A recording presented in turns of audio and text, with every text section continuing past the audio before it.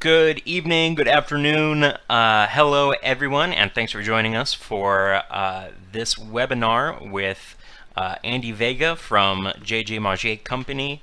He's going to be talking about the shot hole borer and what you can do about them, why they're so nasty, and just a lot of other IPM stuff. First of all, I get to talk. This is my turn to be in the spotlight, so I'm going to talk about a couple things that are going on right now. We have Treetopia tickets available. You can go to treetopiausa.com and you can find all the information about Treetopia that's happening in Vallejo, California. Some also say Oakland. I'm not quite sure how like the districts and things work out there, but it's Mare Island. It's going to be really cool. It's going to be a lot of fun. There's a lot of training opportunities. We have classes from just all sorts of people. You can get a lot of CEUs. There's a lot of games. There's a big after party. It's going to be 2 days of a lot of tree care themed fun. So come on out to that. You will have to buy a ticket to do that. It will be well worth it. Trust just the CEUs that you can get alone. It'll be well worth it. So plus, I'll be there. You can come say hi. I know everybody's been wanting that. I can do autographs on things, whatever you want autographed. I don't know why you've been wanting my autograph, but you can do that. So check that out. Also, keep an eye on the treestuff.com/events page for any upcoming events that are coming up. I've got a lot of webinars that are going to be popping up tomorrow on that page, so everybody can see what's going on, and we will get started with that, I believe. I think that's all I have to say now, so I'm going to kick it over to Andy, and he will take it away from there. Andy?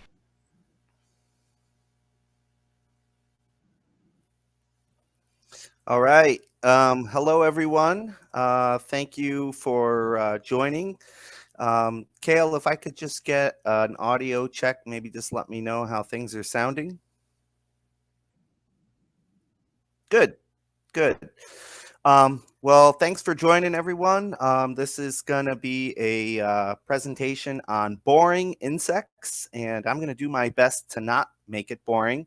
Going to mainly focus on the invasive shot hole borer, which is mostly restricted to Southern California, and we'll talk a little bit about IPM strategies on how to control them. So I am also kind of just getting used. This is my first time on TreeStuff.com, so I'm getting used to this platform. So Kale, I'm not seeing any questions pop up, but as they do pop up, and if I miss them, if you could just give me a heads up and let me know how to answer them, and I will do so.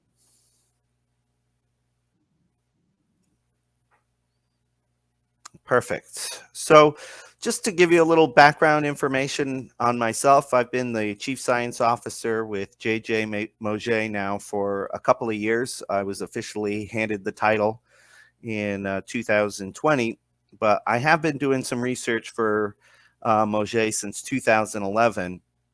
I work as a crop consultant and a research manager for a small company called New England Fruit Consultants. And through that business, we run some research and efficacy trials, and a few Mauget products have come our way in the past. So that was my original introduction into Mauget, and it's just gotten better over the years. And they hired me as a full-time Chief Science Officer back in 2020. So I'm excited to be on board and looking at how things are going down the line. My background is from the Doctor of Plant Medicine program out of the University of Florida. I graduated in 2011.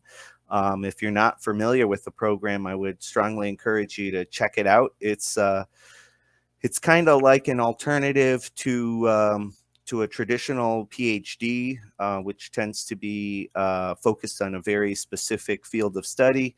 You might study the bacterial genetics of Erwinia amylophora, fire blight, or something like that. In our program, plant medicine, they split it up into 3 categories: plant pathology, entomology, and plant and soil science. And so it's kind of like a practical degree, and we take 3 8-hour written exams in each of those subjects, and then we take an oral defense. And so I completed that back in 2011 out of the University of Florida, and here I am. So this is kind of a placeholder for you to read as I'm just chatting a little bit about. But as I was asked to do this talk, I was trying to figure out what subject I would want to talk about. Invasive shot hole borer, I should say, I'm from the Northeast. I actually live in Massachusetts, and Mauget is based out of Southern California, which is where the connection comes from. But when you hear about invasive pests, those of you on the East Coast are probably familiar with spotted lanternfly, brown marmorated stink bug. This invasive pest is somewhat restricted to Southern California. I put new in parentheses there because, or in quotations, because it has been around for almost 20 years now. And it took us about 10 years just to figure out where it was and what it was. And, the tree decline that it was causing we weren't really sure where the pest, what association it had with the pest. And so over time, they were able to identify the insects, and it's sometimes described as a cryptic pest because it really doesn't spend a lot of time outside of the tree.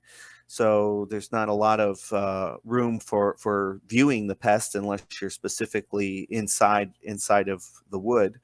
And it also looks like a lot of other ambrosia beetles that do a lot of the same thing. So it took about 10 years to figure this out, and hopefully we'll be able to talk a little bit about why it's such an interesting insect, why I'm interested in it. Hopefully some of you will be interested in it, and we can talk about its biology, what it does, and where we're going in the future. So I like to just put up an outline. This is mainly for you, so that you can see where the heck I am in this talk. I did build in a couple of 5-minute breaks. This is a 2-hour talk. We're not going to go 2 hours, but I don't know about you, but I can get a little Zoom fatigue or online fatigue. So building in a couple of breaks to hopefully shake things up and make you feel comfortable. So let's talk about the invasive shot hole borer. And part of this confusion when I was looking into this pest was that I was looking at multiple different names for this pest. All 3 of the invasive shot hole borers, PSHB is known as Polyphagus shot hole borer, and the Curatio shot hole borer, and the T shot hole borer, which is mainly restricted to Florida. But the other 2, PSHB and KSHB, actually all 3 were introduced from Asia, probably Vietnam or in India, on packing material. That's likely how they came in. We're not exactly sure, but some of the DNA work and genetics has really helped us understand that. As I mentioned, there's 2 main pests that I'm going to really focus on. That's Polyphagus and Curatio. The other one is kind of restricted down to Florida and has less economic impact. A lot of people, maybe not so many people, but why do we want to know where it came from? And 20 years after it was originally introduced here, why is that important? And it's always important. Just generalizing, I laugh because some people say, oh, another pest from Asia. But trust me, a lot of the Asians say the same thing about East Coast pests or from our part of the world. So, we move around a lot, and the world has gotten flatter, so to speak, and it allows people to really move around. And with that movement is the movement of different pests. And so the other main reason why it's important for us to know about where the pest originated from is to understand what biological control mechanisms had been in place that had kept or not kept that pest in check. What are the environmental conditions that might be conducive, and why it might have limits in our area. As I mentioned, this pest is kind of restricted somewhat to Southern California. And it's probably environmental factors that are holding it in the south rather than from venturing further up north. So as I mentioned, what's in a name? Why do we care? There's these three pests, Polyphegus curcio and T-shot hole borer. They're all invasive. And, why does it matter? Sometimes scientists are a little bit boring. And I've kind of learned this along the way. We get really involved with our DNA work and genetics and identifying different species. I worked for a USDA lab while I was a grad student in University of Florida, and I was working on rearing minute pirate bugs, Aureus insidiosus.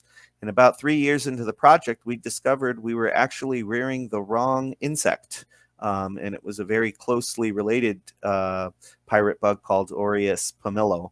And so I mention that because each of the different species of insects do have little niches that they take advantage of.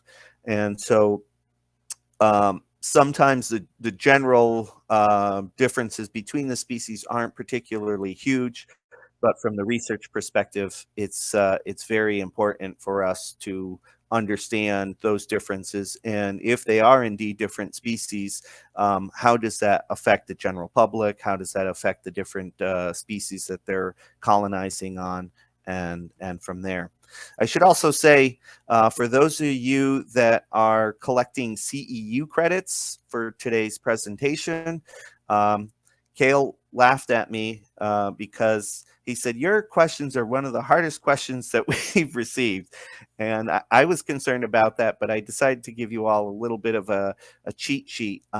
In general, you're going to see me bold certain words or certain sentences or whatever. In general, that's because you might get a question about that. With regards to invasive shot hole borer, we're going to refer to Polyphegus and Curcio shot hole borers as belonging to invasive shot hole borers. It's kind of a collective of names that we use to refer to that whole species complex. Insect taxonomy. This is another one where it can get a little boring and dry. But I have to tell you that when I was a grad student at the University of Florida, one of my first classes that I took was entomology. And through that class, we were assigned we were asked to make an insect collection, which I've had to do several insect collections throughout my graduate career.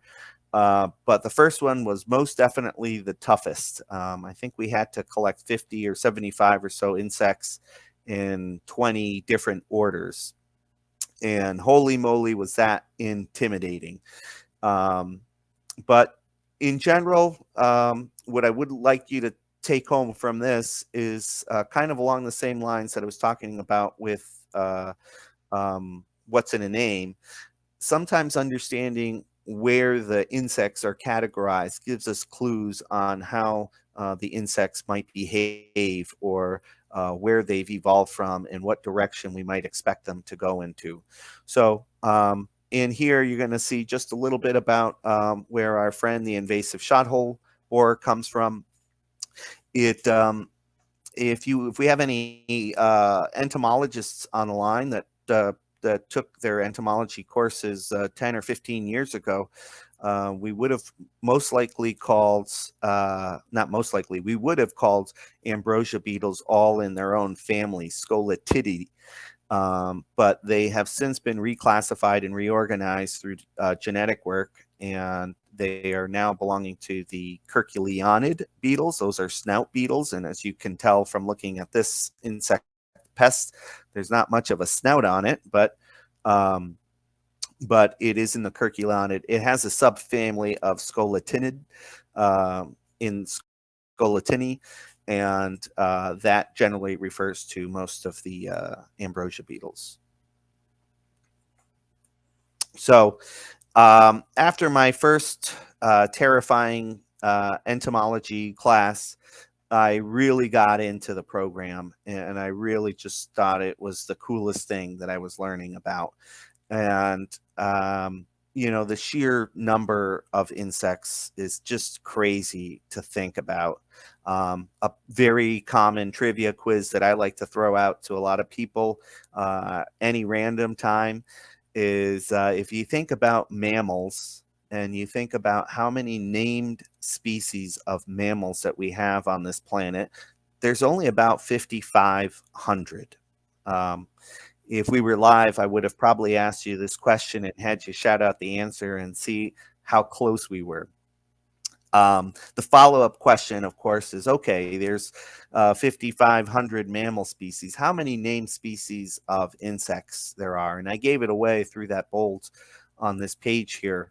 But there are named about 900,000 species of insects, and the number is going up every day in the rainforests in Central America and over in Africa. We're just finding different species of insects all the time. It's really kind of mind-boggling how many there are and how diverse they are. Another cool thing that I like to give as a trivia question is thinking about how old insects are. And fossil records have shown evidence of insects predating the dinosaurs 400 million years ago. In my line of agricultural work as a crop consultant, of course, we're in the business of eliminating the insects. And when clients ask me, why is it that this is not working and this is not, whatever. And I often say, well, they've been around for 400 million years and they've been doing their thing a lot longer than we have. And so they're just better at it. So I just think that's a really cool thing to think about, considering that humans we've really only been around for, a couple 100,000 years up to 1 million or so years. So not very long. Something that's really cool for those of you who are plant and tree people probably know that plants, angiosperms, flowering plants, started radiating about 250 million years ago. And there was basically an arms race going on, and it's still going on today. Basically, plants and insects evolved together, and through that evolutionary process you've got just incredible diversity where you have specialized insects, specialized pollinating very specific plants, and it's continuing to go on today. It's absolutely incredible. Those of you who have seen moths with their mouth parts pollinating orchids, and it's just kind of crazy to think about. So I think that's really cool. I mentioned insects being pollinators, and this was a sort of a search that I did as another trivia question. A friend of mine runs trivia fairly regularly, and he often asks me for random facts. And I'm like, oh, they're all about insects, but I got some. So nearly 20% of all insects are pollinators, which I find kind of amazing. And for those of you who are a little squeamish about bugs, you can think that 1 in 5 of them are doing a lot of good for us. So I also threw in that random piece of info about mosquitoes. Mosquitoes are basically the deadliest creature on the planet, more so than the great white shark or whatever other scary animal that you can think of. The vectors of disease, malaria, dengue fever, is what kills millions and millions of people on this planet.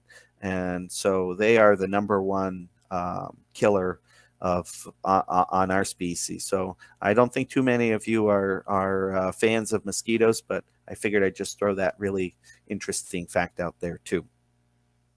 Oh, there's my cool little guy saying, "What? That's your trivia response." Lots of orders here.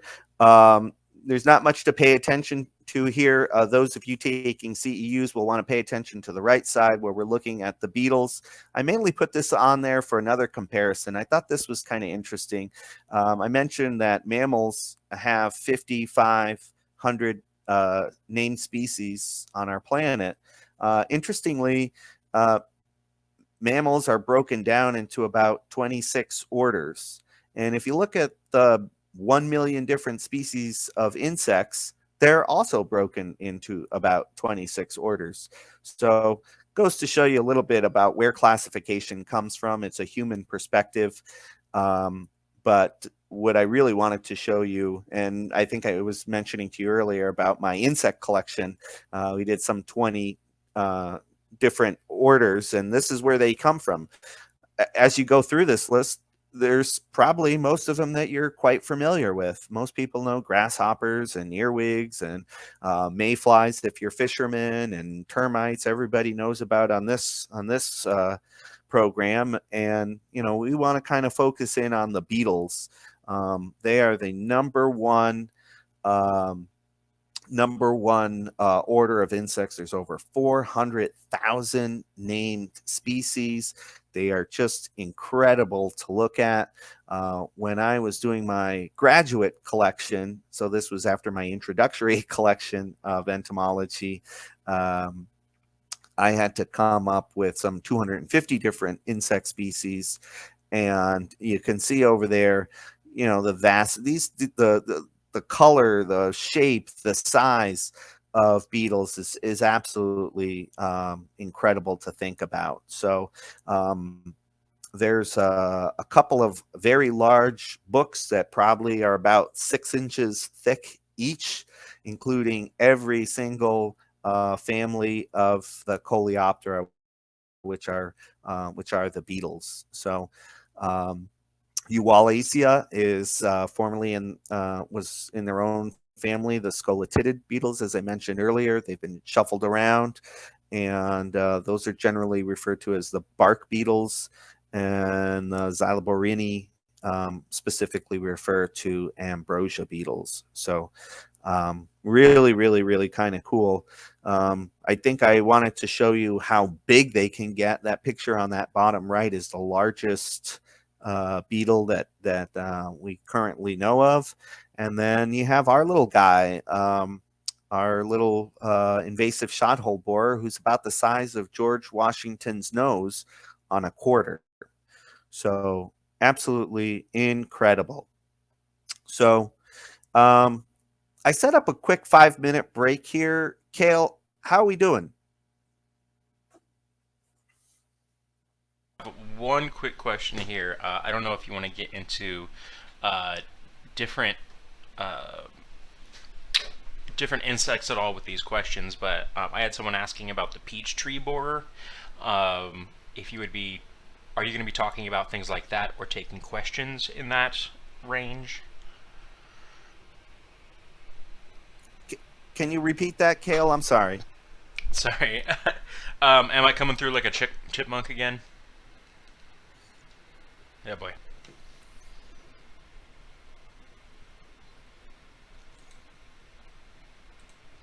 Can you hear me now? I don't feel so bad here. Yep, I can hear you. Okay. All right. Sorry. Do you have any... are you going to be talking at all about any other insects by any chance? Or taking questions about them, because we have a question about the best way to treat the peach tree borer. I think I'm hearing, I've got a little feedback there, Kale, but I think I'm asking a question about ants. Was that the gist of it? No, do I sound better now? Why? No, now you're clear. Okay, all right. Perfect. Do you have Are you going to be talking about any different beetles by any chance, like the peach tree borer? We have someone asking questions about that. Well, I didn't have anything scheduled for peach tree borer, but you must be lucky because I am a tree fruit consultant, and so I know quite a bit about the peach tree borer. Okay. They're asking specifically about treating the peach tree borer on a plum tree. Ah, yes. Is there? Well, I'll just go because I think we have a couple of minutes, so I don't Yeah. mind talking about it. Peach tree borers. There's a couple greater and lesser peach tree borers that can affect most stone fruit, peaches, cherries, plums, and if they are established into the tree, they will kill the tree. And in my work, so I work on large fruit farms, and there's a couple of things that we do for them. There used to be some insecticides that were very effective, labeled for peach tree borer. Chlorpyrifos. Those of you who've been following the news know that chlorpyrifos has basically been eliminated from our arsenal of insecticides. And I would say for good reason. It's a pretty nasty chemical. It's an organophosphate, and it has some pretty high toxicity. Um, so how do you deal with it? Well, what we use in my profession is monitoring tools. So we put up some pheromones to attract the beetles to get a feel for the relative population. And then what we do is we ask growers to implement mating disruption.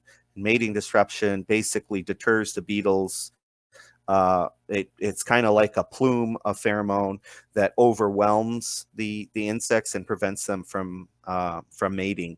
So I would probably say, they're not particularly hard to kill, but like our invasive shothole borer, um, they are they have kind of cryptic habitats, and they're not outside enough to get affected by regular insecticides. The mating disruption works really well, but on single trees, you got to be a little careful. I would say for those who don't have more than a few trees, probably the best advice would be to monitor and to understand their when they're most susceptible.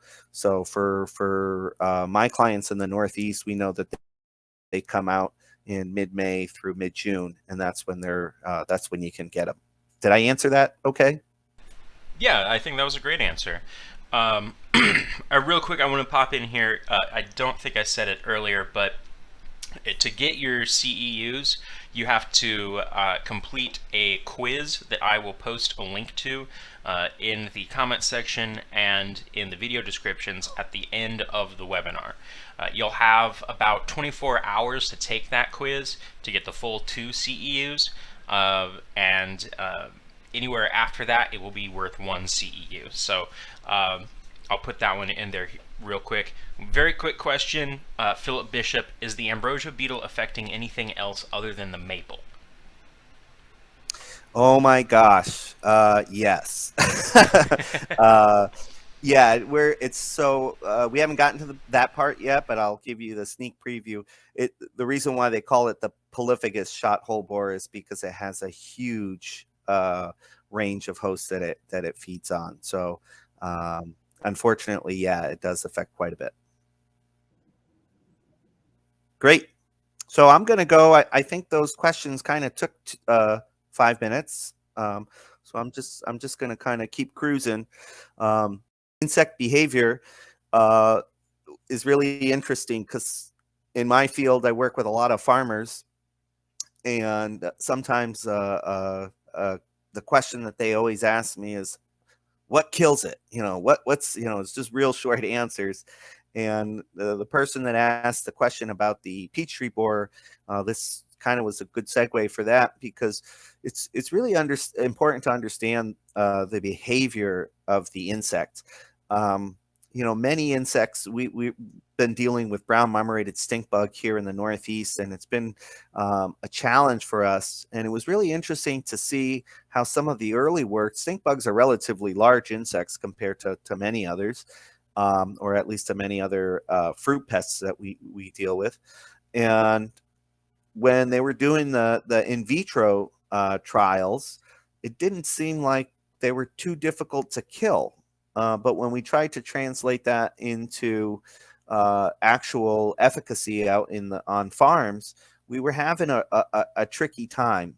And one of the things that we noticed when we started taking up close pictures and observing their behavior was that, kind of like this cool praying mantis that's doing this funny dance, the stink bug really just was not coming into contact with pesticide. So even though we were putting pesticide onto the trees, we weren't able, the insect was not really coming into contact with the pesticide because it had just unique behavior that allowed its abdomen and most of its body to stay away from the leaf area.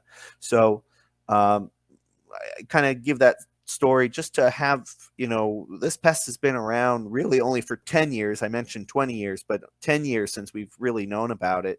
And 10 years is not a lot of time to get down into the nitty gritty of insect behavior and understanding all the different nuances that it does. So, so that's really important for us to understand.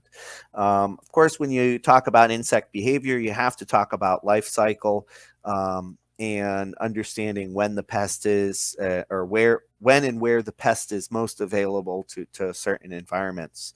We'll talk a little bit more about the how invasive shot-hole borer reproduces, but on the picture there on the left is a pretty cool picture in that it is basically a family portrait.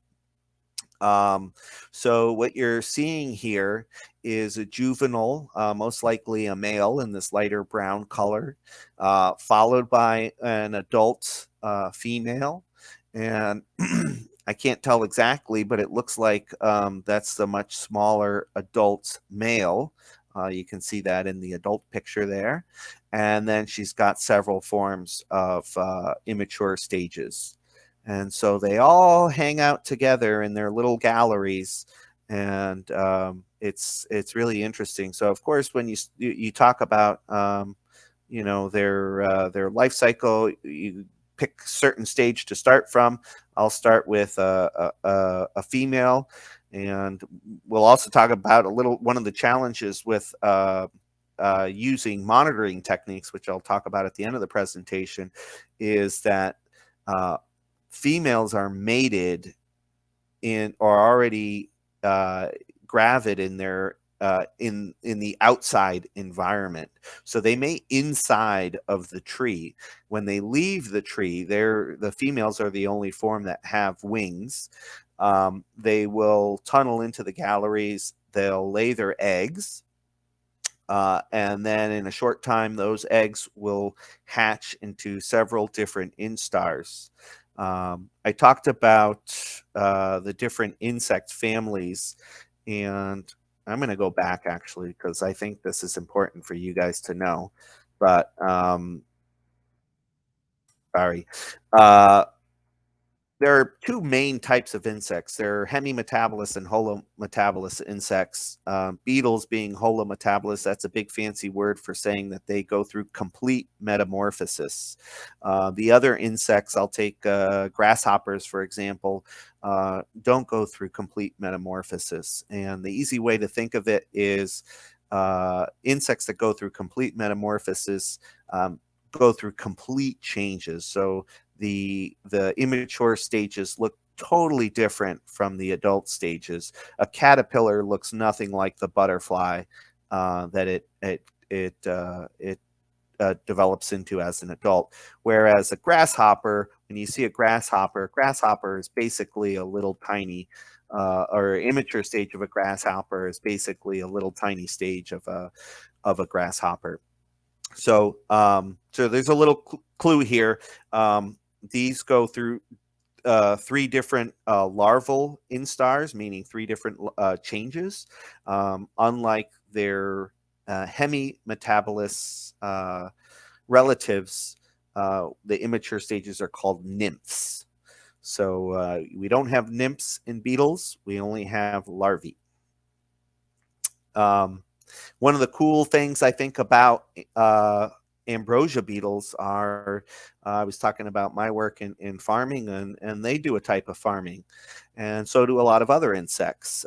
There's a dung beetle up there on the top that's working his little dung ball, and at the bottom is one of my favorite insects, the Myrmelodiontid insects, also known as ant lions. If those of you who live near sandy soils ever see these little pits in the ground, generally in undisturbed environments, those are called ant lions. They're kind of like I can't think of that crazy monster in Star Wars where they fall in the pit and then they eat all the guys. Well, that's what ant lions are like, and I had to show you that little picture just so you could see. They're kind of interesting. And then you got our friends the Ambrosia beetles, and our Ambrosia beetles do a fairly sophisticated form of farming. They've formed what we call a symbiotic relationship, and the definition of symbiosis means that both species benefit. So, I benefit from bees because they pollinate my apples, but the bees don't really benefit from me. In this case, we have a beetle that benefits from the fungus because it uses it as a food source, but the fungus also benefits because it's able to disperse into different environments and achieve what it needs to do for its own life cycles. So by definition, a symbiotic relationship means that two different species are mutually benefiting from each other. So we talked a little bit about what is it that the fungus gets. It's easier to understand the beetle. Ambrosia beetles are associated with fungi, and they use it for food. And as I mentioned, the fungus gets some locomotion. It's basically a hitchhiker with the insect. But not only that, you think about different fungi and how are they able to get into their environments. And when you talk about internal fungi, they need a way to get vectored into their material. And so this easy access is all about the insect doing all the hard work for the fungus. It does it. And then there's also the component of genetic diversity. And there's some cool genetics that are done over there on the right that I showed you. I won't really get into this too much, but I wanted to show you how different Ambrosia species have different abilities to harvest different types of fungus. And so they're actually, the sympatric relationships are really, it's all about the different relationships that they develop with the fungus. And some of them are very specific. So as you can see over there on the right, it's fairly specific with the fungus that it chooses, as opposed to the one in the middle, probably, which has a lot, it's much less specific on the fungus that it's trying to harvest. So we talked a lot about insects, and I'm not going to go nearly as deep into to the fungal world as I did about insects, but I would also say that there's some pretty basic information that is interesting to know about. Fungi are not animals and they are not plants. They're kind of somewhere in between. Heterotrophic refers to meaning that it needs to provide its own or eat its own food, as opposed to, or seek out and eat food, as opposed to plants, which are autotrophic and can make their own food through photosynthesis. We define fungi by their cell wall type. They have a cell wall made of chitin, which is actually very similar to the exoskeleton of insects.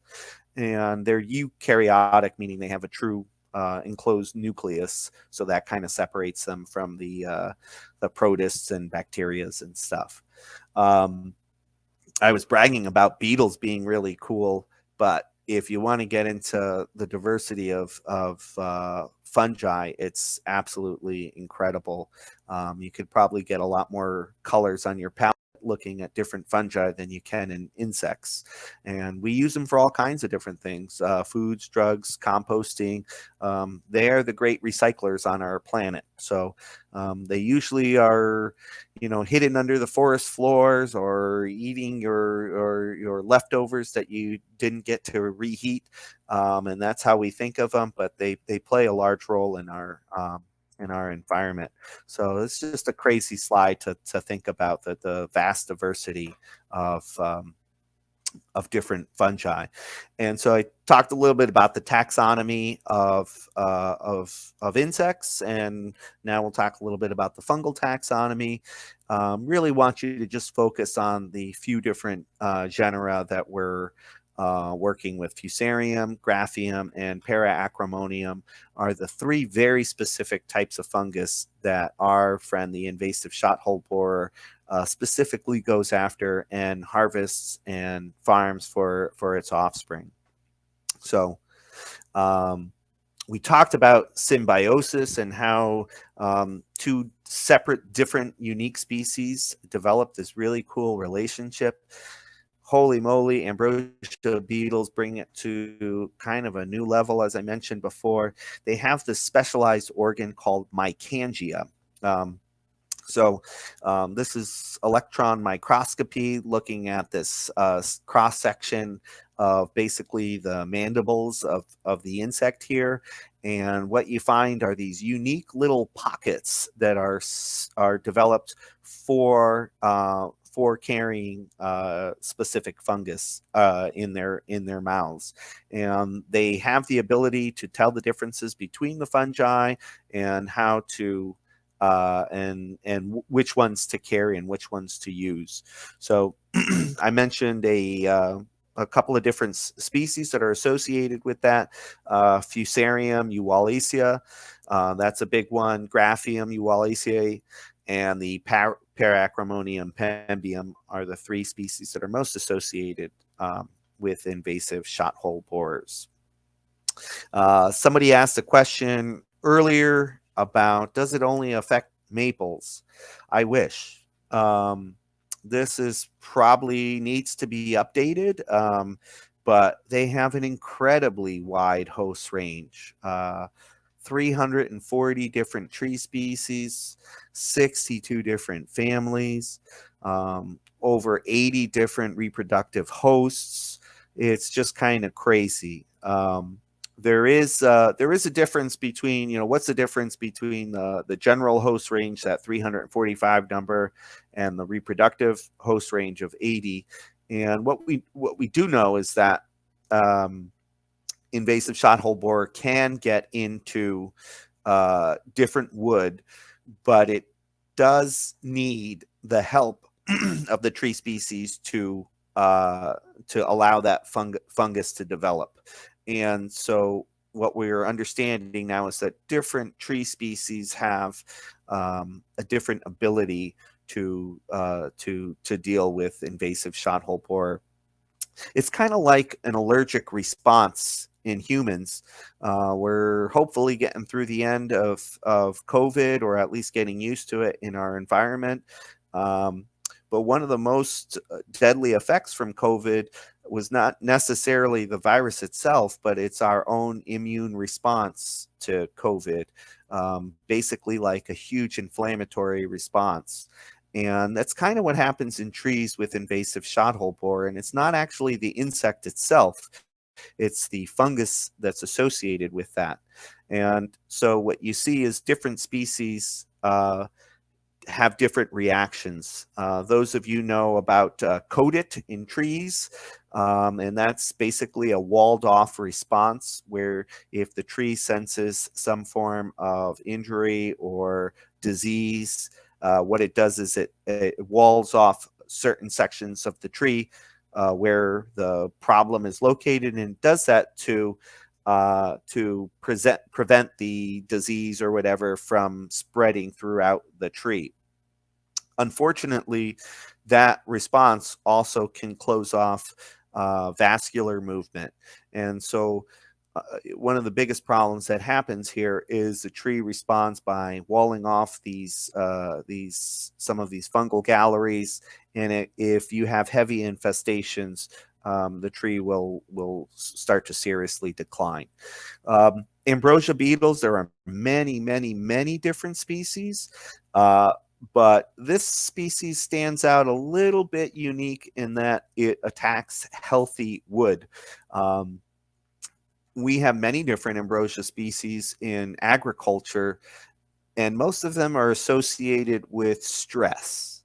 In fact, most of the ambrosia beetles that we deal with in terms of pests are attracted to pheromones that the tree gives off, ethylene, a stress hormone that the tree releases because of some flooding injury, some other disease, or some other insect damage. And that ethylene response attracts the ambrosia beetle into the wood. With Polyphagous shothole borer, invasive shothole borer, it's attacking healthy wood. So we have noticed it being associated with injured trees, but the biggest problem is that it's going after healthy wood, and that disrupts or that prevents us from using some other techniques that we might use to figure out when this pest might be coming in.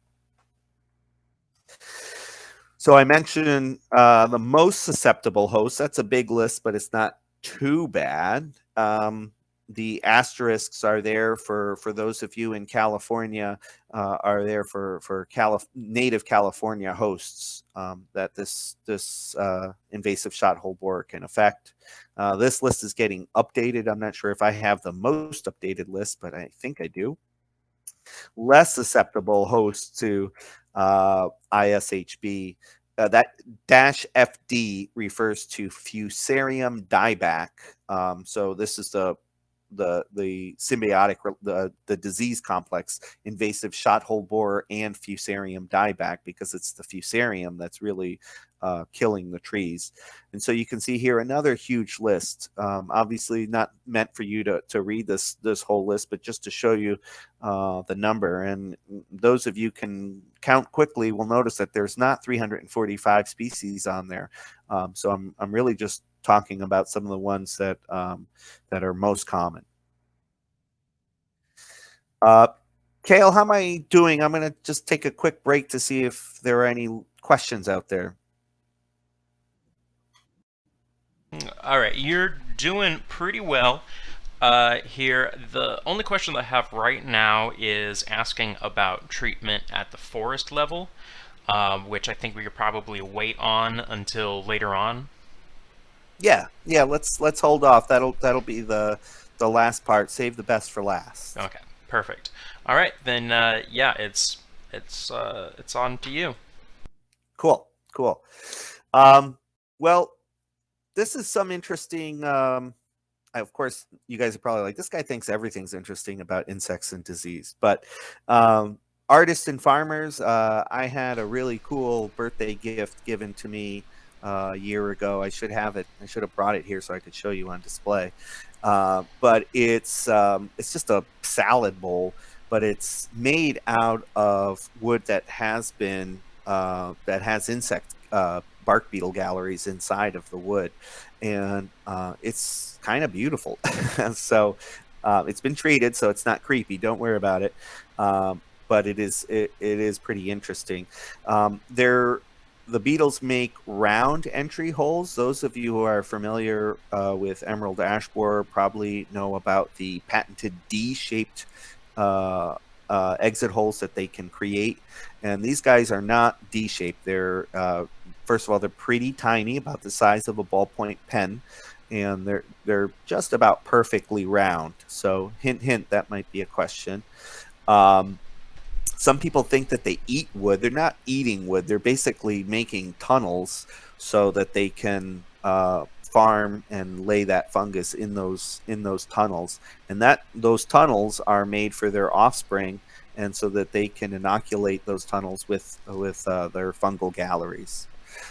I don't know if I talked about this yet, But in this species, as in most species on the planet, females rule. And why is it that they rule?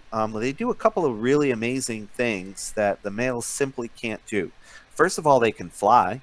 I think that's a pretty cool thing. None of the male insects are capable of flying. In fact, most of the male insects will never leave the galleries that they're associated in. Sometimes the males can cryptically, sneak outside of the tree, but we don't generally see that. We generally see that the males spend all or nearly all of their entire life inside of that gallery. The female has the ability to lay specifically male or female eggs. And she generally wants to lay about 80 to 20% or even higher ratio of females to male. And the main reason is that males are basically there for mating. So the females are the only ones capable of flying, as I mentioned. And so laying a lot of female eggs allows for dispersal techniques. And the females are much more adaptable, even if they're not flying far. In fact, we kind of figured that most of the time the beetles stay right within their galleries, right within the same galleries that they created. When they do move, they generally move kind of around the tree. That the farthest that they might move might be to a different limb. Of course, their wings give them the ability to move and seek out different hosts, but dispersal is not a huge, or long-range dispersal is not a huge problem with this pest. So far, it's humans that are dispersing this pest a lot more than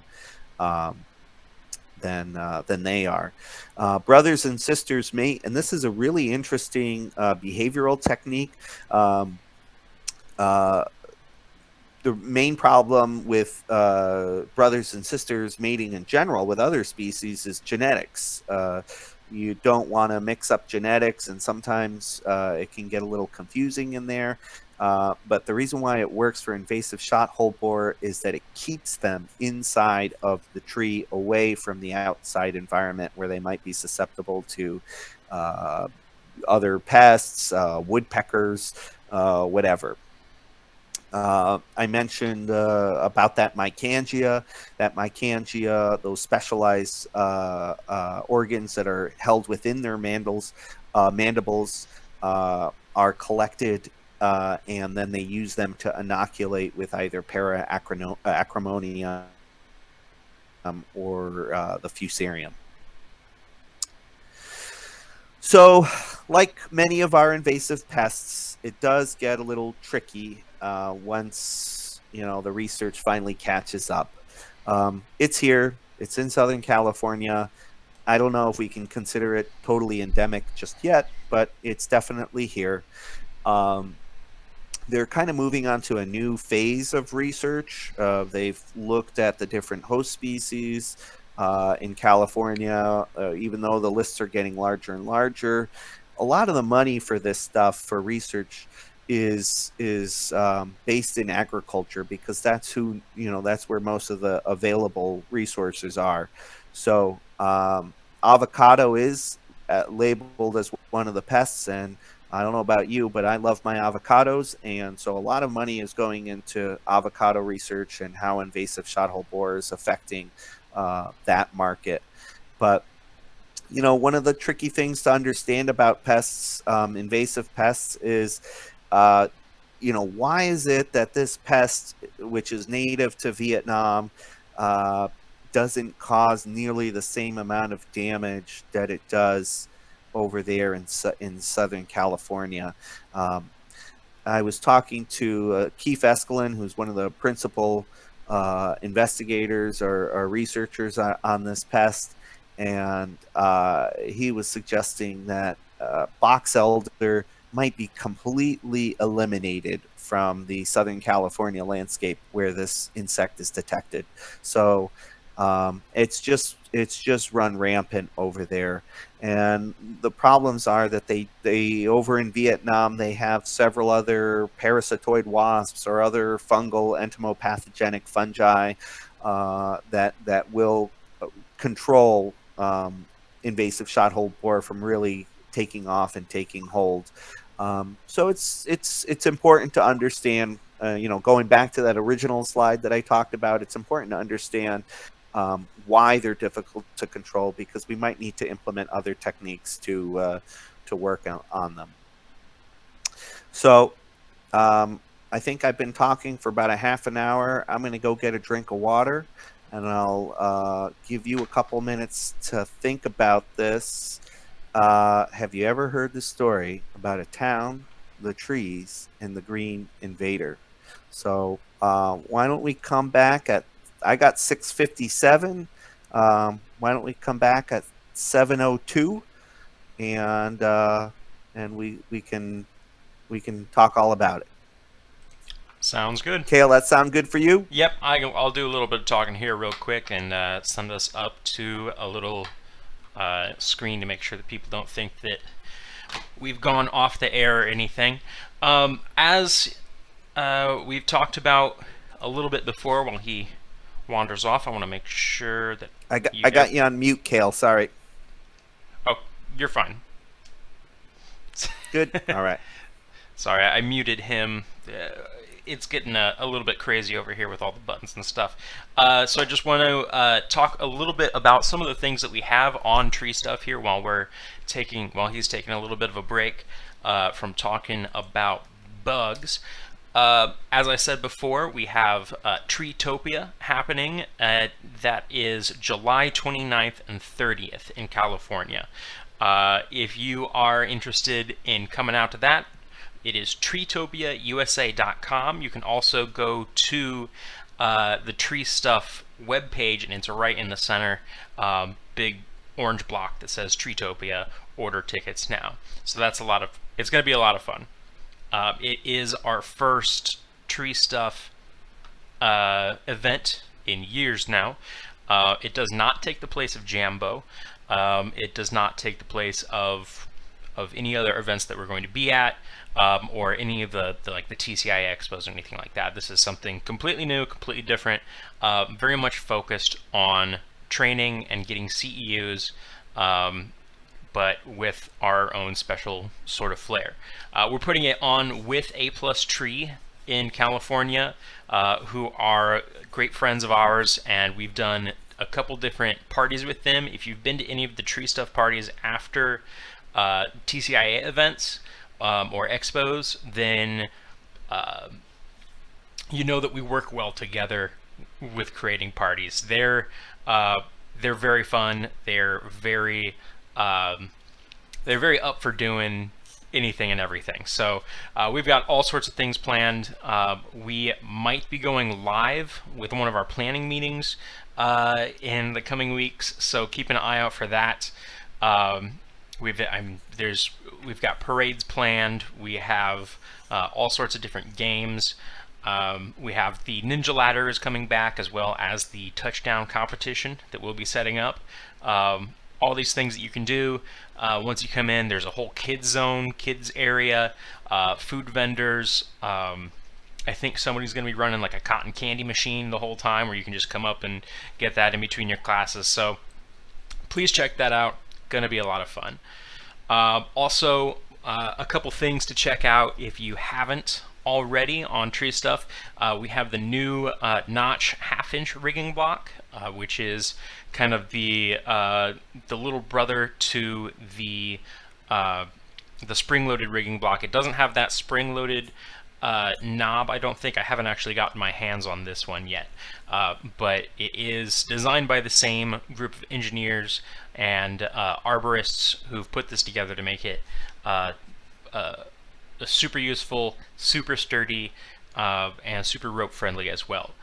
You also have the 2 new tree motions that are out. Those products are going to be a lot of I think a lot of people are really excited about those, and about how they've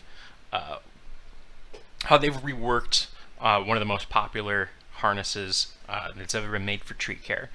If you want to learn more about those and see them a little bit in action and explained close up. We just did a lunch and learn on Monday that you can still find on Facebook and YouTube, a live demonstration of the Tree Motion harness and talking about some of their other products by Teufelberger. You'll just find that's the Teufelberger Lunch and Learn, where they talk through all of that and go in depth. The other thing I want to talk about, because it's been a very large part of my life for the past couple months here, is the Tree U Arborist Chainsaw Qualification that you can find. Right now it's on the front page of TreeStuff. That's with a good friend of TreeStuff, Craig Bachman. It is a satisfaction guaranteed basic arborist chainsaw qualification course that you can go through. I think it's 5-ish hours. He goes really in depth into basic chainsaw use, safety, the PPE, maintenance, different ways of cutting, a very simple and effective and safe felling plan that he goes over. We've got a lot of graphics in it. I did the editing for it, so I'm essentially a chainsaw qualified arborist now, even though I haven't cut down a single tree in my life. But I've spent a lot of time with Craig explaining how to do all this stuff. It's a great resource. You can watch all of those on Vimeo. If you go there, it is a rental and it is fantastic. At the end of it, you get a 3-year qualification from Tree U that you can show to people and say, like, I know the ins and outs of a chainsaw, how to use it safely, and how to do the basic maneuvers with it. So grab that. We also have some of the Echo E-Force electric chainsaws, which I was actually just using out there, and we'll be filming a little video about. Very interesting battery saw, works really well. I would suggest trying it out. It's so quiet. I mean, you still have to wear your ear pro, but very quiet. I think it's much easier to use, so check that out. And I think without further ado, are you ready? Oh, I forgot. All right, Kale, can you hear me? Yes. We are back to Andy. He can't hear me because I muted myself, so I'm going back. All right. Kale, I saw you, but I didn't hear you. Are you able to see and hear me?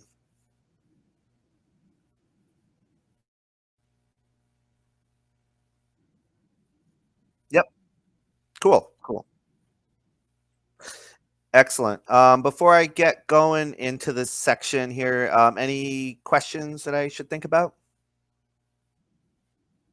Have one to think about from Megan Budge. Where do you think this insect is heading next within the U.S.? And is there anything that people that should be worried about or watching for? Yeah, that's a great question. It's one of the first questions that we think about as entomologists, and when you first find a pest and how much it can move. With this particular pest, it seems like it is hanging out in Southern California.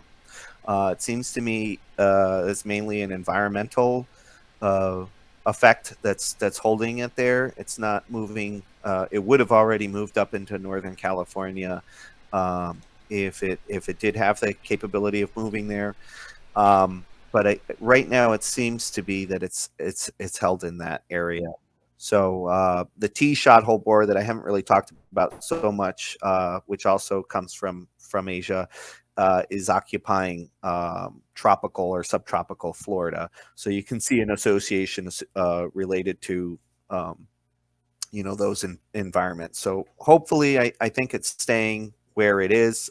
That's not great news for the different counties in Southern California. One thing that we have shown is that it's exploded over there. So if you're in that region, you should definitely be watching out for it. Cool. So I'm not seeing the questions, but if you have a quick response, Kale, does anybody want to make a quick reference to what this tree is?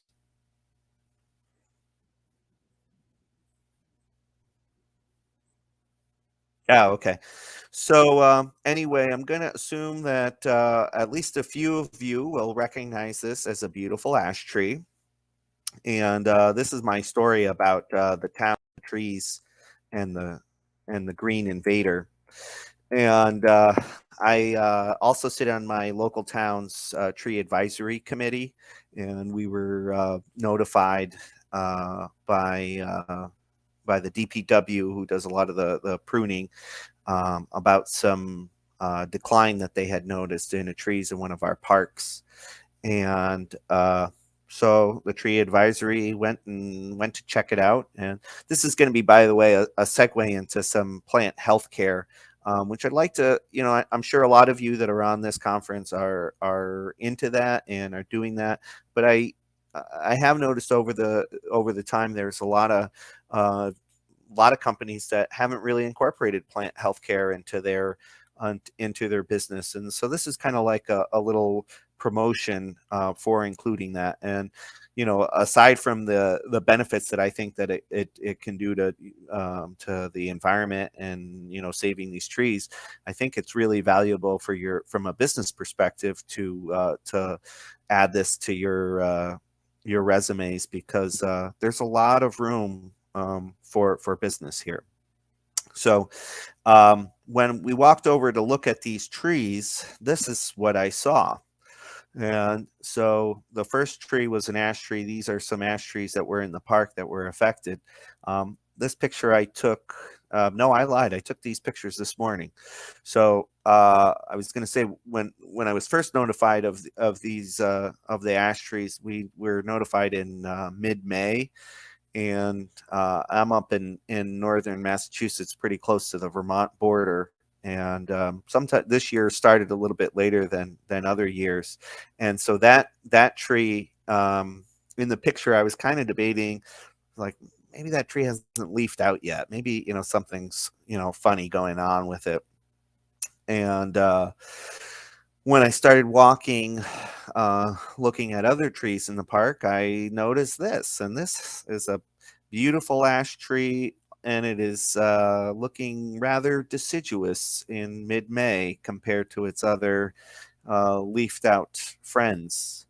And I briefly mentioned that the differences, or the round exit holes from the invasive shot hole borer, well, these look like they have a patented pattern.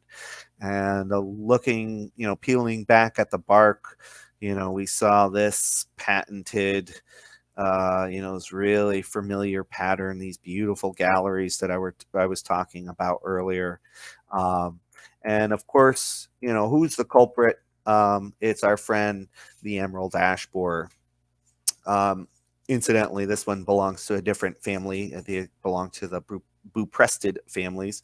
It's kind of a much larger insect than our invasive shot hole borer. And I don't want to get you confused with different insect species. We're not really going to talk about emerald ash borer much. It's not a Ambrosia beetle.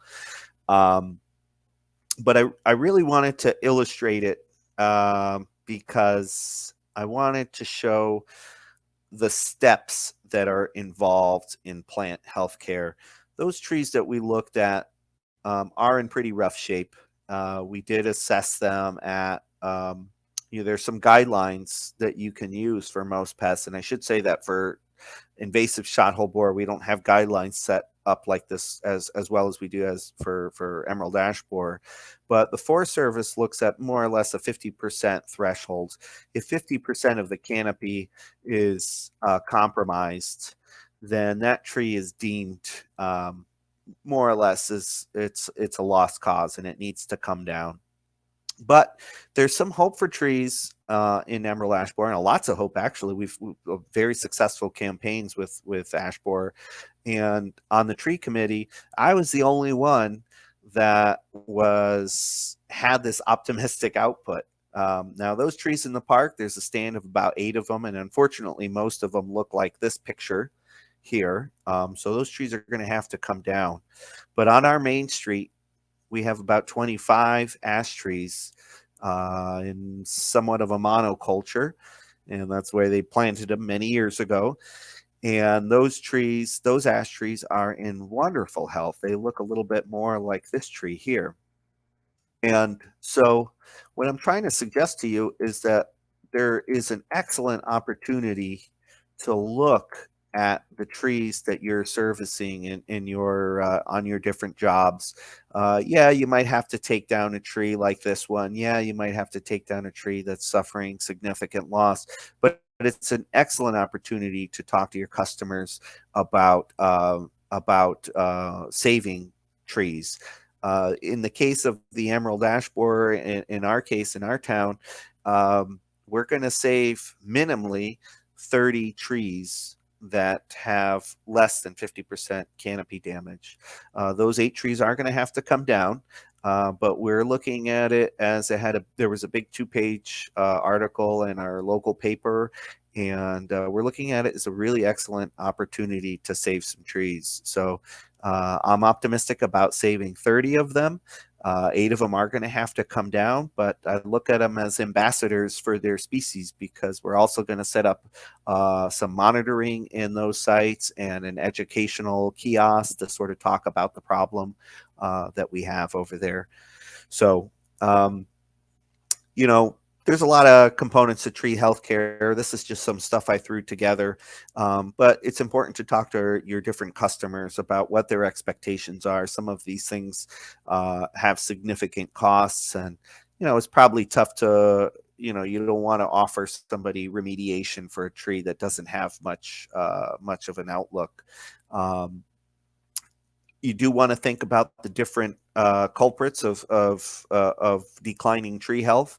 You guys are trained in understanding what environments these trees in. Are they in parking lots where they have no soil? Is there heavy equipment that's running over them?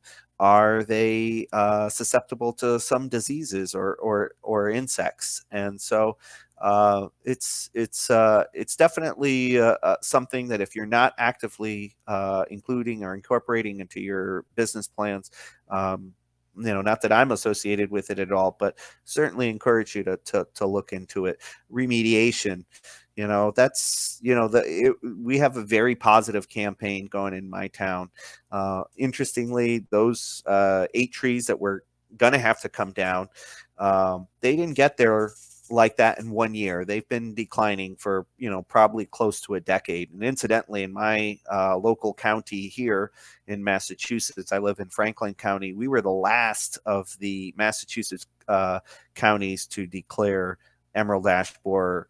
So it just tells you, and that's not because it was last to show up, it just means that we were last to observe it. And so I'm happy to say that we have a plan, and we're putting something together to save those trees and to inform the public about this. So pretty excited about that. Back to invasive shot hole borers. Okay, so this is we're getting into some of what can you do about this. We talked a lot about insects, talked a lot about their behavior, talked a lot about their biology and all the scientific names and stuff, but definitely wanted to talk to you about what to look for. So certainly you want to look for some terminal dieback. That's usually probably one of the first things that you might notice in a tree. Hopefully you notice it way before this tree that was affected. This tree looks like it's somewhere 60-70% dieback in the canopy. Mention those round entry holes, those exit holes.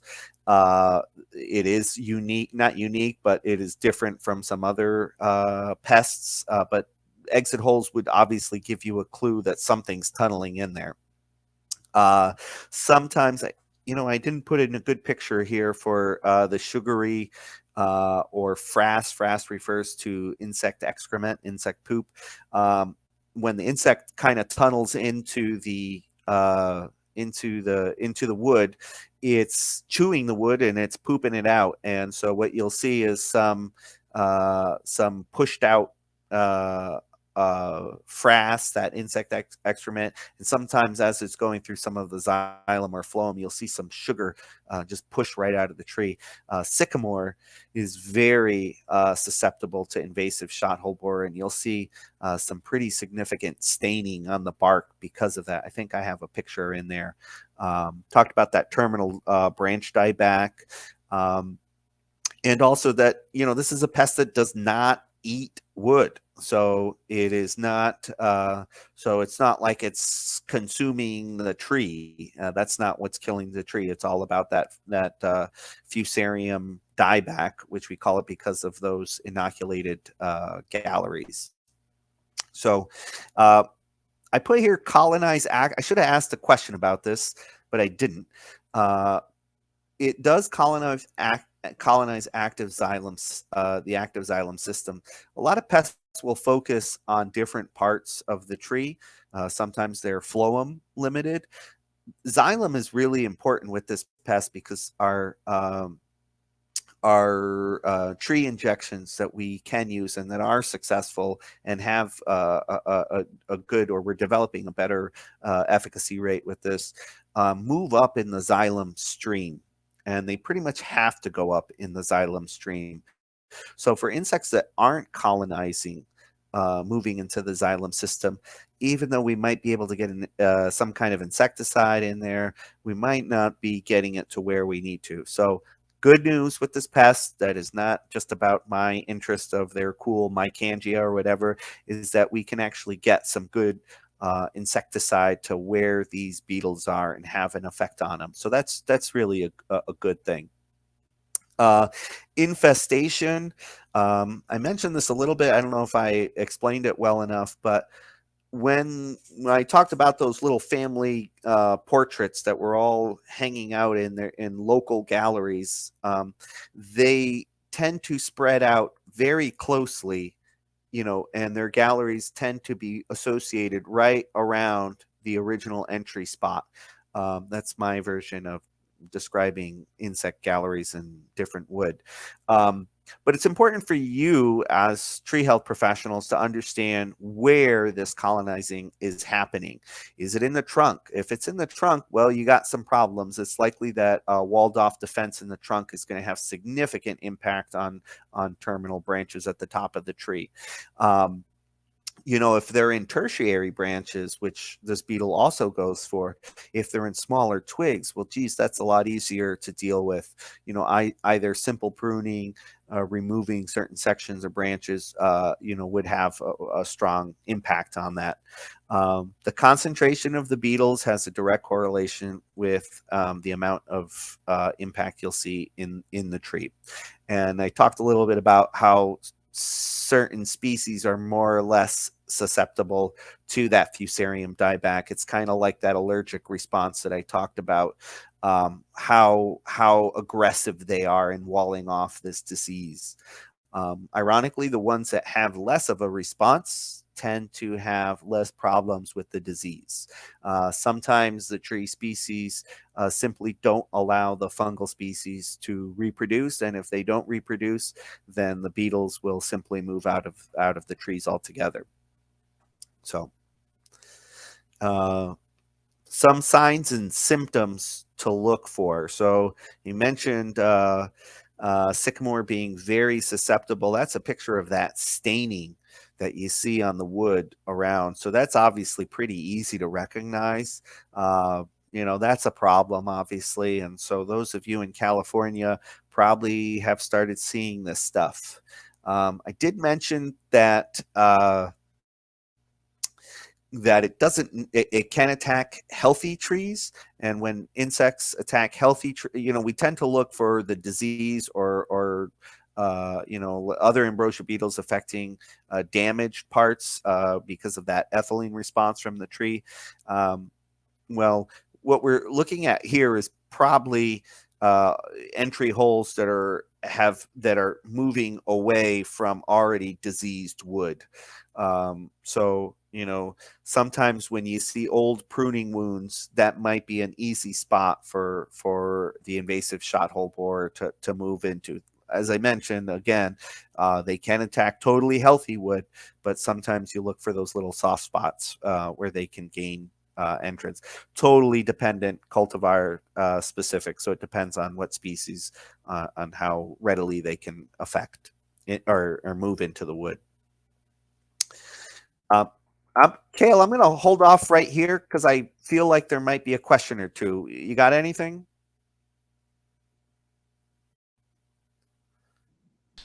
I've got a couple questions for you here real quick. Okay, so let's start with the first one. This one's about flooding the roots like they do emerald ash borer, if that works. I'm not quite sure. He said, Philip Bishop said, can we flood the roots like we do the ash borer to prevent the Ambrosia beetle? To be honest, I don't know if that technique is being used. I know that it's being used with emerald ash borer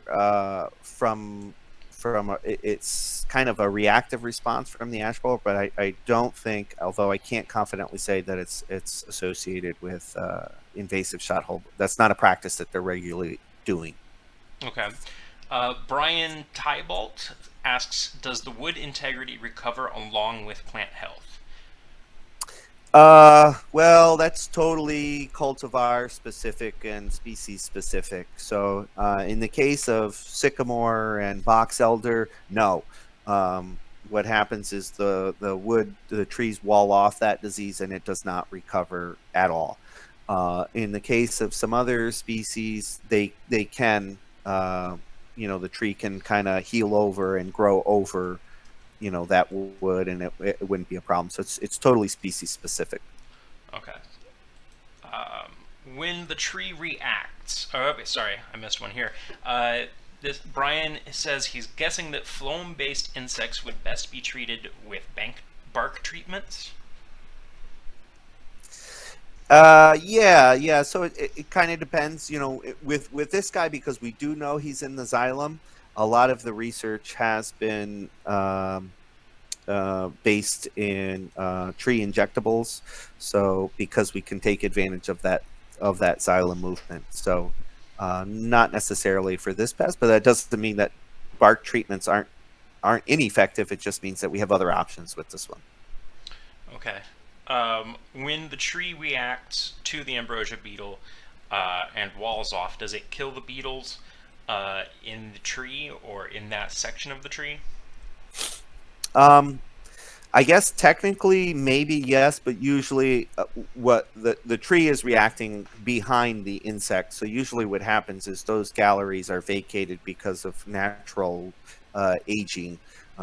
Females and males move on to different portions of the tree before the tree can respond. So in some cases, yes, and we do see that when we cut certain sections of the trees, but it's not really a practical response. Okay. And Louis Briones asking, are the tipu trees susceptible? Sorry? Are tipu trees? Tipu? I don't think they are on the list yet. I don't. So, we've associated, there's that ishb.org, invasiveshotholeborer.org, has a really good list of those two different species. So basically, I mean, there's a huge range of trees that are susceptible, but not necessarily the ones that the ISHB can reproduce in are the ones that we're most concerned. And as far as I'm concerned, that is not on the list. Okay. That is all I have for you right now. Cool. All right. Well, I'm just we're kind of getting to the last of this, and so we talked a lot about different fungal species and how invasive shot hole borer has a very specific way of collecting in its Mycangia, the Paracremonium, the Fusarium, but of course, there's a slight complication, and there is some associated fungus that comes along for the ride. And yes, but those of you who are dealing with fungal diseases probably have heard of Botusferia. Botusferia is very common in many different trees and shrubs and different fruit trees. It's generally referred to as a saprophytic fungus, meaning that it kind of is not really a pathogen, but can kind of take advantage of other food sources, and so it can be a problem if other things are going on in the tree. And Botusferia is one of the more common fungi that we've collected in plates when associated with invasive shot-hole borer. So, even though we said that they can attack healthy wood, when they start going, when you see significant decline or even localized decline, significant decline in a particular branch or whatever, you can see an association with some other pathogenic fungi. So, this is kind of, I think this picture is absolutely amazing. This is more electron microscopy. And, I try to give photo credit where, when I can. And this guy, Matt Kaysen, deserves a lot of credit because that is just a really cool picture of how the fun, that the Botusferia can collect and just sort of make its way in. So let's get to the fun part. For those of you who are actively in plant healthcare, I have to talk about integrated pest management. I actively do pest management in all of my work in tree fruit consulting.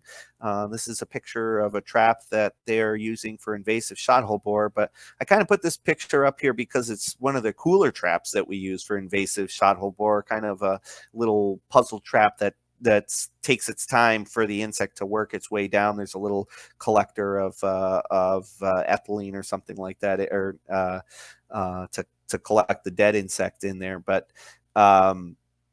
what I really wanted to talk about is different approaches to include as you're beginning pest management, and this applies to any, almost all different forms of tree healthcare.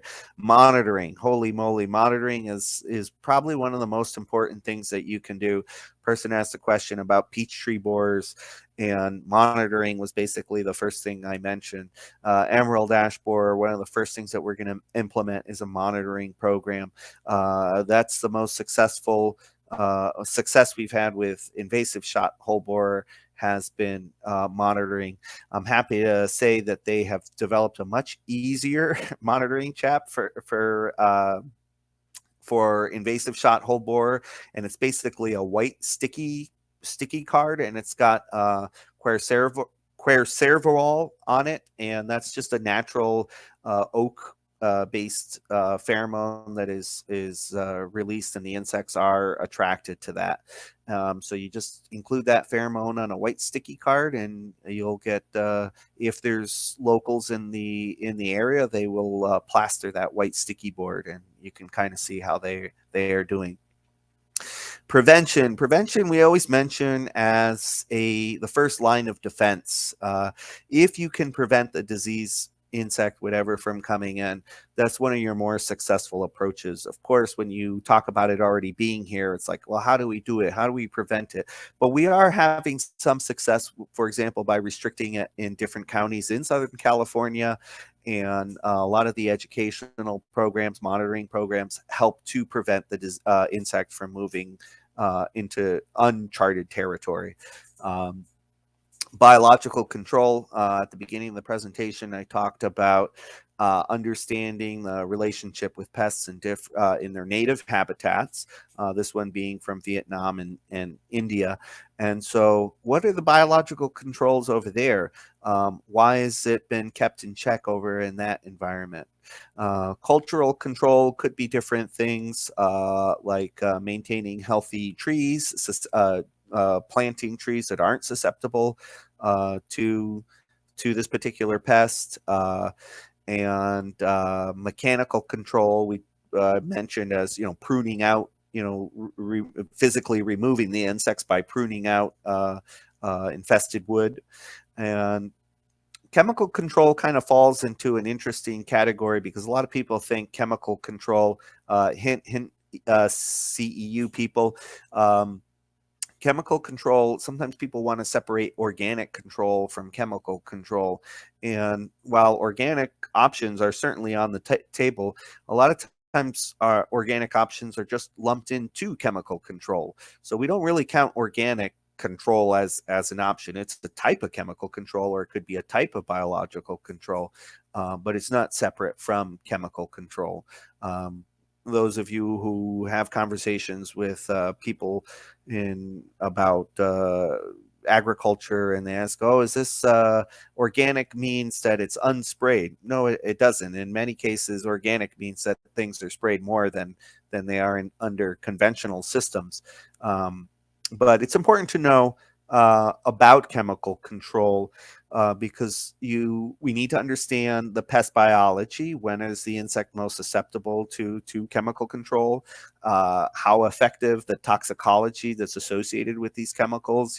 Does it have a good fit for, in our case, invasive shothole borer? And what about biodiversity? Are we going to have adverse effects on killing parasitoids that we're naturally feeding on this insect? So before you jump into chemical control, I separated that because the first components of integrated pest management, monitoring, prevention, and so forth, should be done first before chemical control. Biological control, it's not playing a huge role in invasive shothole borer yet. These usually take some time, but they have already identified a couple of different parasitoid wasps. And you'll notice I mentioned the family name that ends in AE, Bethelidae and Braconidae. And those there's a couple of different of those parasitoid wasps that have control. Those of you who don't know about parasitoids, they are, oh my gosh, you're going to get me talking about insects again. Very cool. Parasitoids are different than parasites. Parasites, I can't think of something, lice, might be feeding on your whatever, on your hair or something like that. I'm not a lice expert, sorry. But parasitoids will generally have a single relationship with a very specific host pest. And so what in the case of what these wasps will do is they'll lay an egg inside on the invasive shothole borer, and that egg will use the body of the shothole borer as a pupal cavity.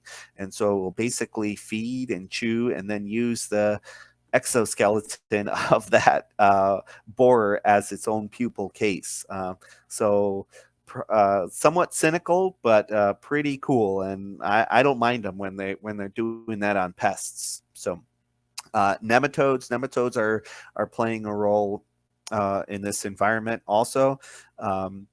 Nematodes are a lot harder to deal with, so we're still working on those. But neither of the wasps or the nematodes are having a huge impact. Obviously, the insect is still spreading, so we haven't really documented great success with this, but we at least know that they're out there and playing a role in controlling the population.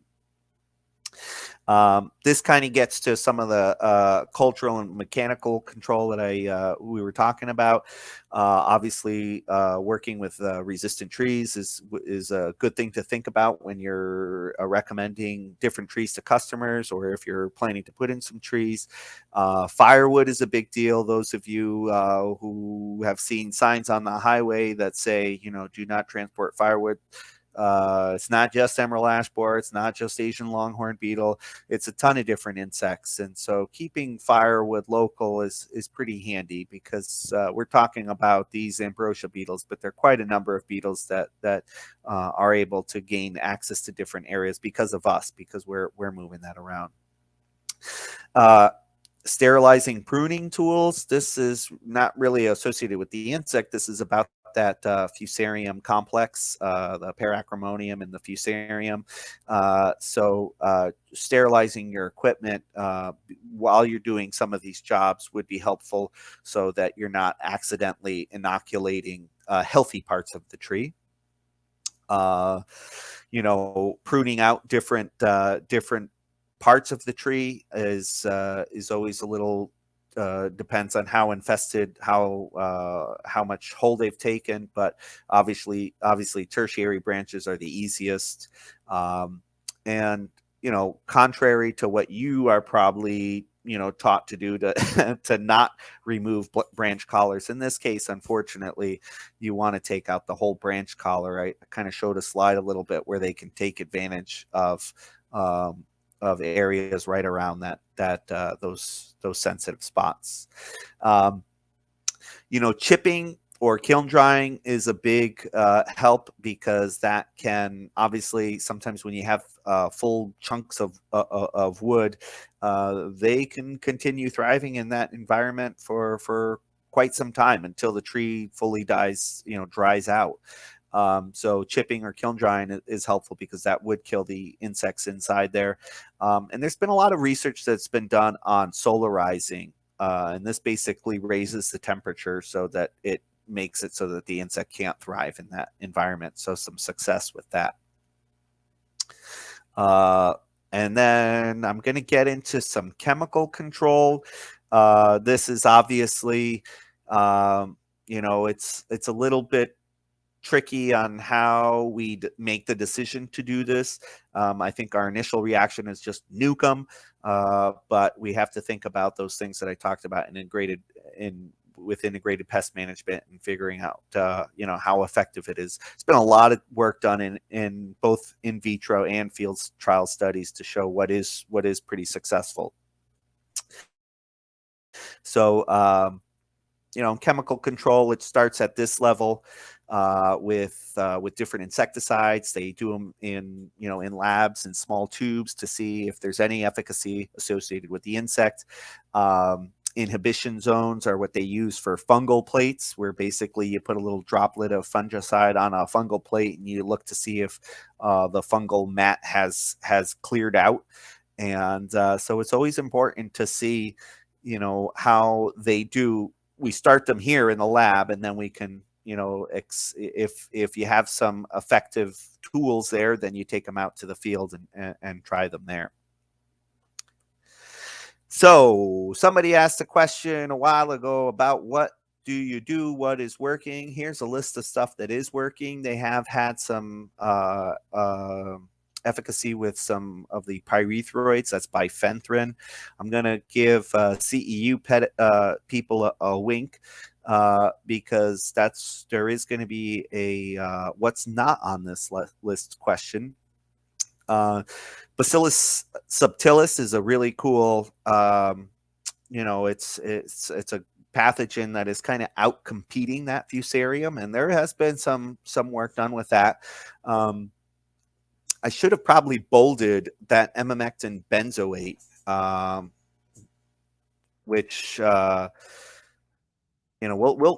talk a little bit more about emamectin benzoate, but it's got a lot of efficacy, and we're showing how it's hanging out in the tree for more than a couple of years, and so we're having some good success with that. Some of the strobilurins have also been labeled. I don't think there's much of strobilurins that are playing a role in this yet.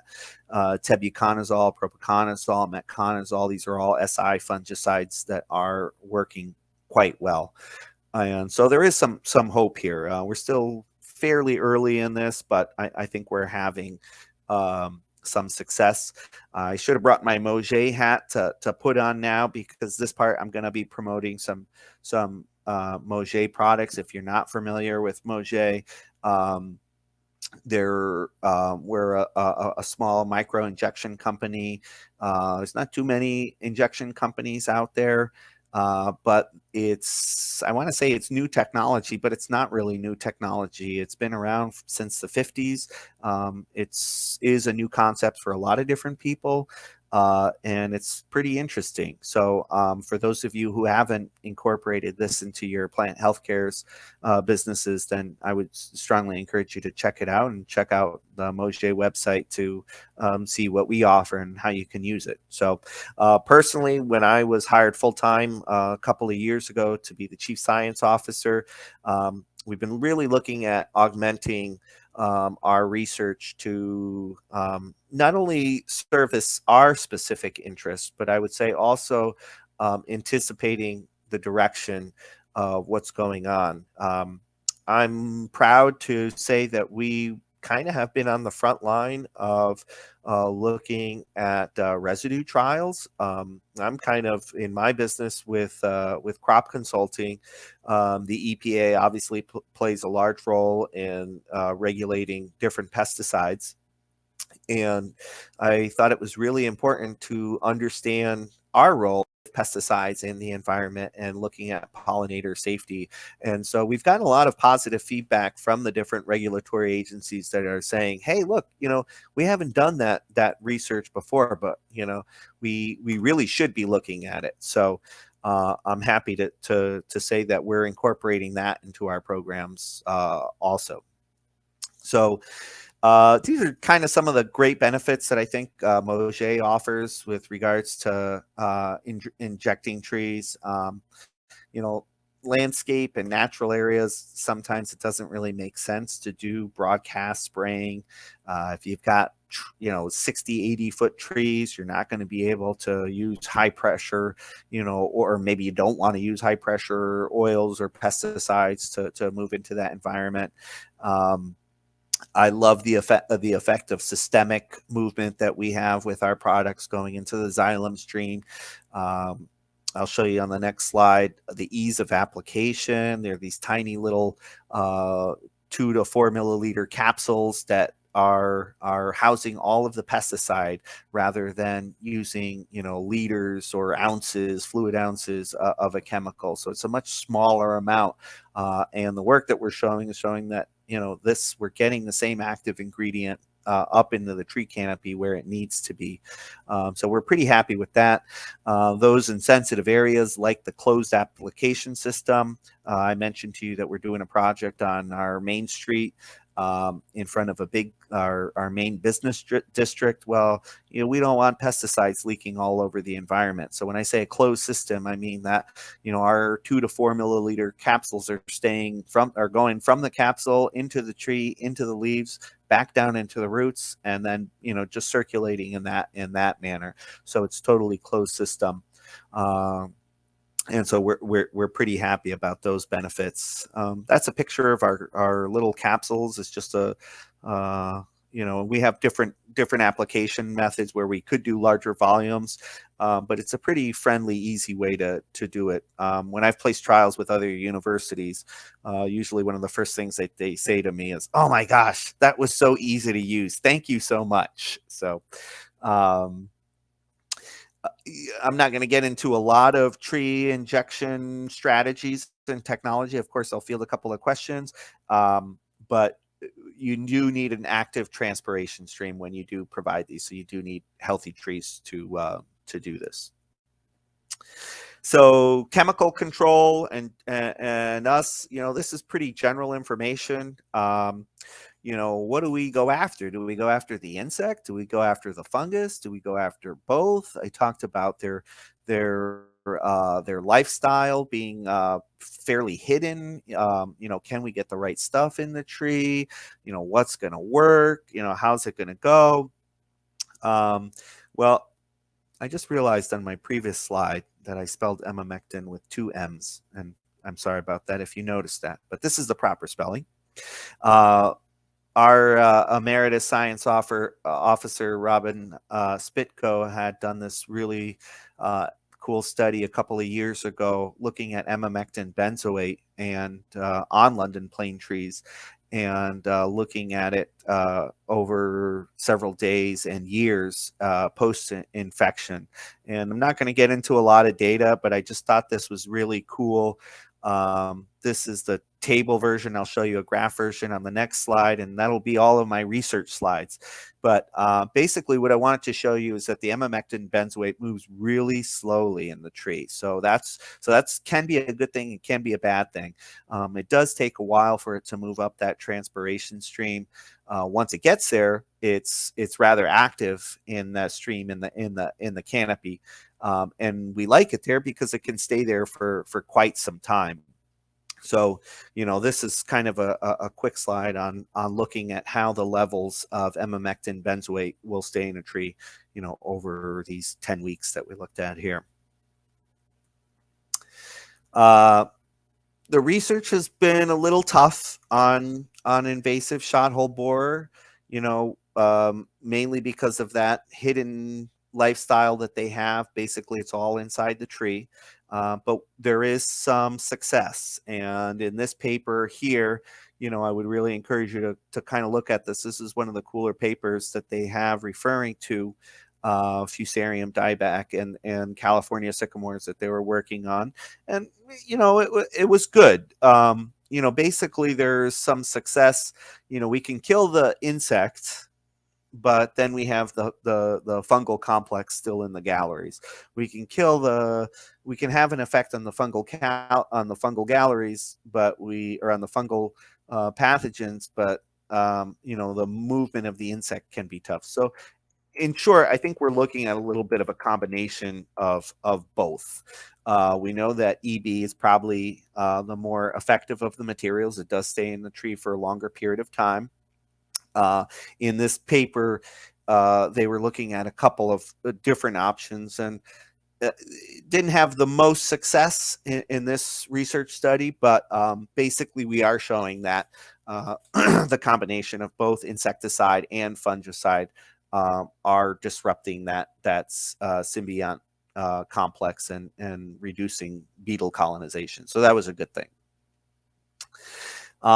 Where do we go from here? Well, a lot more research. I mentioned that this pest has been around for 20 years, but it's only for the last 10 years have we actually recognized it. So we're still on the early side of understanding this pest. And so we got a lot more to do. The boring stuff, including the PCR and genetics, will come to fruition with a little bit of time, but we learn a lot more about that. And we're hoping that some more fungicide and insecticide screening will show us, what's really doing some good work over there. So more studies, more education, we'll get there. We're making progress, which is the more important thing. So I'm just about done. There's a lot of people on here that help put this together. As I mentioned, I'm up in Massachusetts. This problem is down in California.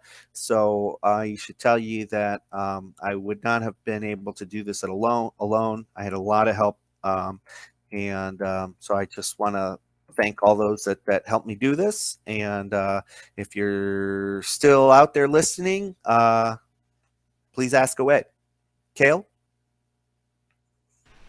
All right. I have just one question here. And Andres Padilla asked, how is the problem treated at the forest level? Where I live, there are 40 hectares affected, and they want to cut down everything. Yeah, so, forest levels are it's always so much harder to deal with that because of resources. I can tell you, I can really only compare it to, say, a pest like hemlock woolly adelgid, where they're almost setting up similar like fire lines, where they're taking out a lot of, trees that are in a line, and they're setting up some trap trees, and they're able to make some treatments. But unlike hemlock woolly adelgid, we're not making a lot of progress on that forest level just yet. I think I mentioned to you that sadly, almost all of the box elder trees in those Southern California counties are pretty much gone. And it's because, it is able to run its course over there. We are having an impact on those fungicides, and I'll brag about Mauget with regards to some success that we're having with, I mentioned, hemlock woolly adelgid, where they're treating, thousands of acres, and it's working great. And we want to be there on invasive shothole borer. We're not there yet, so I can't really fully answer that question, but I would encourage him to Keith Eskelin is one of the principal researchers on this pest, and he's been very helpful helping me do this, but also helping those in Southern California deal with this. So to be continued for sure, but not great in forested areas so far. Okay, great. I think that is all of the questions that I've got. So thank you very much for being here and putting this together for us, and for giving us this. Do you have anything else you'd like to plug before we get on out of here? No, I don't think so. I guess I just want to thank you and the participants on the that came on. Thanks a bunch for letting me do this. I enjoy doing this very much, and I love talking about different invasive pests in general and helping the public. Education is one of the things that I really love doing, and so thank you. Just want to thank you. Now, thank you, of course. Really quick, Philip Bishop, the Lanternfly, we already have a couple webinars on the Lanternfly. You can find those on our YouTube playlist, and we might have some more coming up pretty soon. I want to make sure everybody knows that the webinar is posted in the comment section. I'll have them up. I'll have the link posted as well in the video description, so you can take your quiz and you can get your CEUs. So once again, thank you very much, Andy, and have a nice night, everybody.